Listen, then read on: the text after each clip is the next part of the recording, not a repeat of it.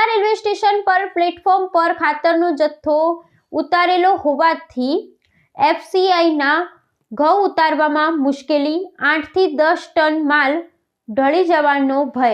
બનાસકાંઠા જિલ્લાના Deesa railway station પર હાલમાં ગંભીર પરિસ્થિતિ ઊભી થઈ છે, જ્યાં રેલવે પ્લેટફોર્મ પર ખાતરનો જથ્થો ઉતારેલો હોવાને કારણે ફૂડ કોર્પોરેશન ઓફ ઇન્ડિયાના ઘઉં ઉતારવામાં મોટી મુશ્કેલી અને જોખમ ઊભું થયું છે।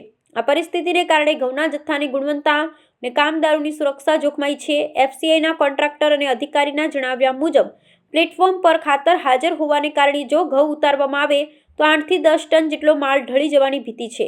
આનાથી પણ વધુ ગંભીર બાબત એ છે કે ખાતર અને ઘઉં એકબીજામાં મિક્સ થવાથી ફૂડ પોઈઝનિંગની ગંભીર આશંકા ઊભી થઈ છે, જે માનવ સ્વાસ્થ્ય માટે જોખમી બની શકે છે।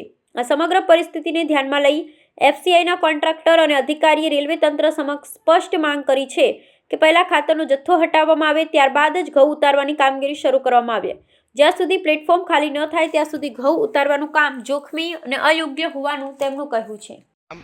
મારું નામ પાર્થ છત્રી, હું એફસીઆઈનો કોન્ટ્રાક્ટર છું। મારે અહીંયા સવારે આવેલી છે એફસીઆઈની રેક, અને અહીંયા પ્લેસમેન્ટ આપી દીધો છતાં બી અમારી પાસે કોઈ જગ્યા નથી ખાલી કરવાની, ગલી બી નથી મૂકવામાં આવી અમારે અહીંયા, અને આખી રેક ખાલી કરીએ એમાંથી 8 થી 10 ટનોમાં ખાલી લૂઝ ગ્રેન પડે છે। હવે લૂઝ ગ્રેન એફસીઆઈને બી નુકસાન જાય છે અને આગળ બી મિક્સ થઈને સરકારને ડિસ્ટ્રીબ્યુટ થશે પીડીએસમાં, પીડીએસ એટલે ગરીબોને જશે અને મિડ ડે સ્કૂલમાં બી જશે, એ બાળકોના પેટમાં જાય। એના લીધે ફૂડ પોઈઝનિંગ આગળ થઈ છે તો એનો જિમ્મેદાર કોણ રહેશે? અને અમને જબરજસ્તીમાં આવે તો પ્લેસમેન્ટ આપી દેવામાં આવે છે, એટલે બધું ભોગવાનું તો કોન્ટ્રાક્ટરને આવે છે। અને એફસીઆઈ અને રેલવે એફસીઆઈ અમને એ જ કહે છે કે તમે પ્લેસમેન્ટ ના લો, પણ રેલવેનો કોઈ બી અમારા માટે સપોર્ટ આવતો નથી। ओके सर, ये प्लेसमेंट दिया हुआ है पर काम नहीं हो पा रहा है क्योंकि प्लेटफॉर्म पूरा भरा हुआ है और हमारा नुकसान हो रहा है, डीसी लगता है, एफसीआई को बार बार नुकसान होता है। हमने 5-6 रैक ऐसी परिस्थिति में करी है। फूड पॉइजनिंग के लिए भी ये हो हाँ, सकता है? हमारा ये खाने का ग्रेन है, इसलिए क्वालिटी का मैटर भी हो सकता है, इसलिए हमारा निवेदन है कि पूरा कंप्लीट होने के बाद हमको ये काम शुरू करें। आपने रेलवे विभाग को कोई रजूआत? रेलवे विभाग को हमने टाइम टू टाइम लिखित में दिया हुआ है।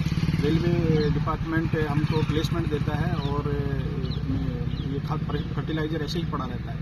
कितने घंटे को आपको खाली करने का बोला? हमारे को 9 घंटे के लिए खाली करने का टाइम होता है, लेकिन हमारे 24 घंटे तक डीसी लगा हुआ है। ओके।